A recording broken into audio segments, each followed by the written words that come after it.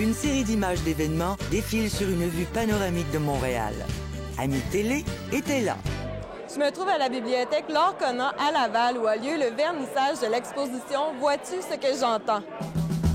Mon nom est Julien Perron-Gagné. Je suis photographe professionnel de formation et nous nous trouvons présentement à la bibliothèque Laure Conant où notre exposition se déroule. C'est la première ce soir, c'est un vernissage. Il y a à peu près une 50-60aine de personnes, un mélange de non-voyants, de voyants.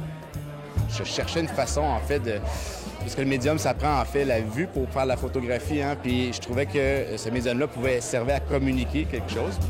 Ce que j'ai fait, c'est un support technique. C'est eux qui ont pris la photo, je les ai laissés aller. Donc, j'ai été le technicien, mais j'ai pas été l'artiste. J'ai pas proposé aucun paramètre. Ça a été vraiment la technique pour que ça sorte bien. Après ça, eux ont fait leur photo. Et c'est vraiment devenu un collectif de photographie. Chaque participant a vraiment une histoire à raconter, un univers à découvrir. On a un participant qui a perdu la vue puis qu'il était coach de hockey. Et puis, il a continué à faire la photo par après. On voit des joueurs de hockey, en fait, puis ils sont comme un peu flous. Donc, ça présente un peu là, sa vision, puis il voulait partager ça.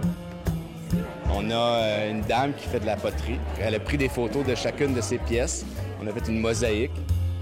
Moi, mon nom, c'est Joanne Garneau. Bien sûr, ça nous donne une vitrine intéressante pour moi, puis pour montrer qu'est-ce qu'on peut faire, même étant non-voyant, qu'on peut quand même participer à la vie active. T'sais. Anne-Marie Courtemanche. J'aime faire de la photographie, puis j'aime prendre les gens sur le vif. Et c'est pour ça que j'ai fait un projet sur l'interculturalisme. Moi, j'ai photographié un temple bouddhiste que je voyais depuis longtemps, que je n'osais pas approcher parce que j'avais peur de violer leur intimité. Et je suis allée dans une épicerie marocaine où j'ai l'habitude d'aller pour montrer le bon service que ces gens-là me donnent. J'ai vu toutes les photos, il n'y a pas une personne qui a la même perception et c'est ça qui est fascinant. C'est un moyen de s'exprimer. C'est un moyen aussi de s'imposer au monde parce que si on ne se montre pas, les gens ne nous connaîtront jamais.